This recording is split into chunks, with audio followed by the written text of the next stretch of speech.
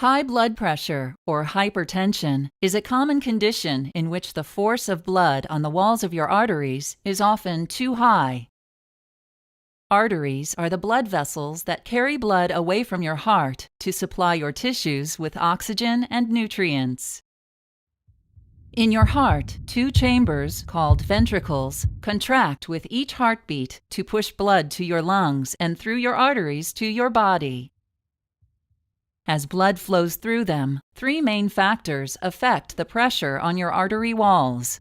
The first is cardiac output, or the amount of blood your ventricles push out of your heart each minute. Your blood pressure goes up as cardiac output increases.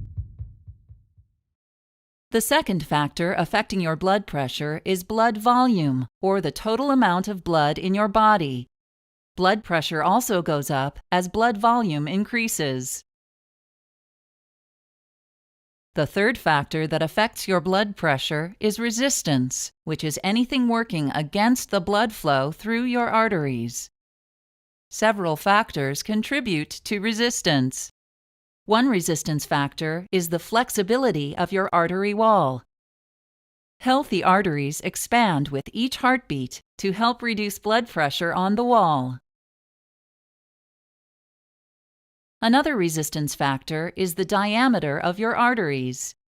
Your body is able to increase the diameter of your arteries to lower your blood pressure, or reduce the diameter to raise your blood pressure.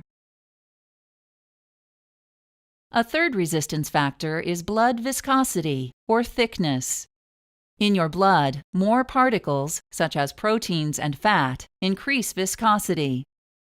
If your blood is thicker, your blood pressure goes up as your heart works harder to push it through your arteries. Your blood pressure can be measured with a device called a sphygmomanometer, or blood pressure cuff. When your heart beats, the pressure of blood on the walls of your arteries is called systolic pressure. When your heart relaxes between beats, pressure on the artery wall is called diastolic pressure. While your blood pressure may change throughout the day, it should normally be less than 120 millimeters of mercury for systolic pressure and less than 80 millimeters of mercury for diastolic pressure. If your systolic pressure frequently stays above 140, or your diastolic pressure frequently stays above 90, you have high blood pressure. Over time, high blood pressure will damage the walls of your arteries. Your artery wall may become weak and form an enlargement called an aneurysm, or the wall may burst and bleed into the surrounding tissue. Small tears in your artery wall may attract certain substances in your blood, such as cholesterol, fat, and calcium, to form a buildup called a plaque. Blood flow through your artery decreases as the plaque enlarges. Blood cells can stick to the plaque and form solid clumps called clots, further reducing or completely blocking your blood flow. Damage to your arteries raises your blood pressure even more by making your heart beat more forcefully. Artery damage and reduced blood flow lead to conditions such as a stroke, heart attack, or kidney disease. In most cases, the cause of high blood pressure, or hypertension, is unknown. This type of high blood pressure is called primary or essential hypertension.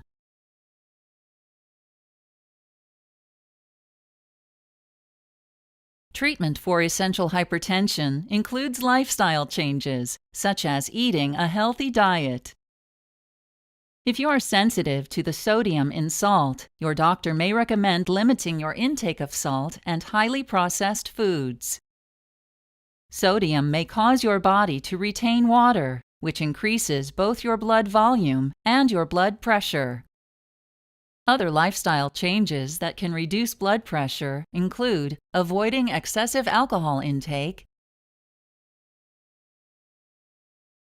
getting regular exercise, losing weight if you are overweight, and quitting smoking. Your doctor may also recommend medications that act on your kidneys, blood vessels, or heart to help reduce your blood pressure. Diuretics, commonly called water pills, cause your kidneys to move more salt and water from your blood into your urine, which reduces your blood volume and pressure. Beta blockers reduce the workload on your heart by decreasing both the rate of your heartbeat and the strength of your heart's contractions. Several types of drugs act directly or indirectly to reduce your blood pressure by relaxing your blood vessels, which increases their diameter. These drugs include ACE inhibitors, angiotensin II receptor blockers, calcium channel blockers, and direct-acting vasodilators.